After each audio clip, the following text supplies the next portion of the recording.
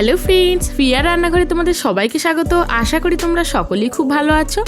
Chilli chicken খেতে তো আমরা সকলেই খুব ভালোবাসি, কিন্তু সেই চিলি চিকেনটা একটু ঝাল ঝাল আর যদি ড্রাই হয় সেটা খেতে আরও ভালো লাগে। আজকে খুব ঝটপট বাড়িতে ড্রাই চিলি চিকেনটা তোমরা কিভাবে বানাবে সেই রেসিপি তোমাদের সঙ্গে শেয়ার করছি। তাহলে চলো আমার সঙ্গে পুরো ভিডিওটা দেখতে থাকো। এখানে দেখো আমি বোনলেস চিকেন নিয়ে নিয়েছি 400 গ্রাম। চিকেনটা আগে থেকে লেবু, শুকনো লঙ্কা, নুন দিয়ে আমি মাখিয়ে ম্যারিনেট করে রেখেছিলাম। এবার চিকেনটার মধ্যে দিয়ে দিচ্ছি কর্নফ্লাওয়ার। আমি দিয়ে দিলাম 3 চামচ কর্নফ্লাওয়ার। এবার দিয়ে দিচ্ছি আদা রসুনের পেস্ট। আদা রসুনের পেস্ট দিয়ে দিলাম। দিয়ে দিচ্ছি একটা ডিম। এবার খুব ভালো করে চিকেনটাকে আমরা মেখে নেব। আমি যেহেতু নুন আর শুকনো লঙ্কা দিয়ে আগে থেকেই ম্যারিনেট করে রেখেছিলাম, তাই নুনটা এখন আর দিলাম না। খুব ভালো করে এটাকে আমরা মাখিয়ে নিচ্ছি। মাখানো হয়ে গেল। এবার আমরা গ্যাসের উপর কড়াই বসিয়ে দিয়েছি। কড়াই গরম হয়ে গেলে দিয়ে দিচ্ছি পরিমাণ মতো হোয়াইট অয়েল। এই রেসিপিটা কিন্তু হোয়াইট অয়েলই করতে হবে। তেল গরম হয়ে গেলে চিকেনের পিসগুলো একে একে আমরা ভেজে নেব। চিলি চিকেনটা খুবই কমন রেসিপি, আমরা চিলি চিকেন বাড়িতে সবাই বানাতে পারি। কিন্তু চিলি চিকেন অনেক সময় আমরা যখন রেস্টুরেন্টে খেতে যাই, ওখানে যে ঝাল ঝাল স্পাইসি একটা চিলি চিকেন হয় ড্রাই, ওটা আমাদের খেতে খুব ভালো লাগে। সেটা যদি ঝটপট বাড়িতে বানিয়ে নেওয়া যায় তাহলে তার কোনো কথাই নেই। খুব সহজে কিভাবে তোমরা ড্রাই চিলি চিকেনটা বানাবে আমার সঙ্গে পুরো ভিডিওটা দেখলেই তোমরা বুঝতে পারবে। চিকেনগুলোকে খুব ভালো করে আমরা ভেজে নেব। আর একটা কথা তোমাদের বলে রাখি, চিলি চিকেনের চিকেন কখনোই কিন্তু বেশি ফ্রাই করা যাবে না, তাহলে কিন্তু চিকেনগুলো শক্ত হয়ে যাবে। এপিট ওপিট হালকা একটু ব্রাউন কালার চলে আসবে, তখনই কিন্তু তুলে নিতে হবে। একটা পিঠ হয়ে গেছে চিকেনের, একটা পিঠ উল্টে দিচ্ছি। কিছুক্ষণ রেখে আমরা তুলে নেব।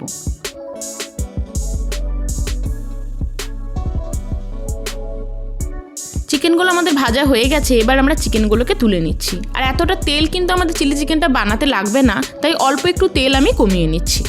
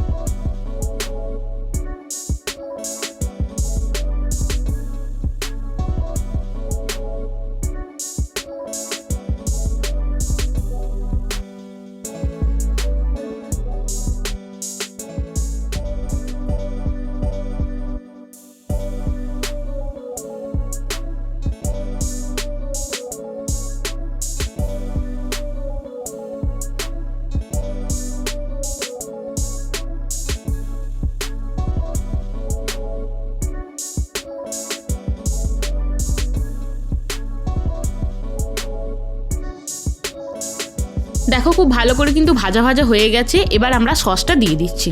খুব ভালো করে চামচ দিয়ে একবার মিশিয়ে নিচ্ছি। সসটা দিয়ে দিলাম।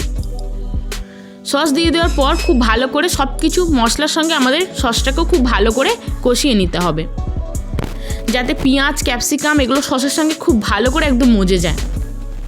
নাড়াচাড়া করে নিয়েছি। এবার আমরা ভেজে রাখা চিকেনগুলো দিয়ে দেবো। চিলি চিকেন আর ড্রাই চিলি চিকেনের একটাই পার্থক্য, চিলি চিকেন একটু গ্রেভি গ্রেভি হয়, অল্প একটু আমরা জল দিই, আর সেই গ্রেভিটাকে ঘন করার জন্য একটু কর্নফ্লাওয়ার গুলে আমরা শেষ পর্যায়ে দিই।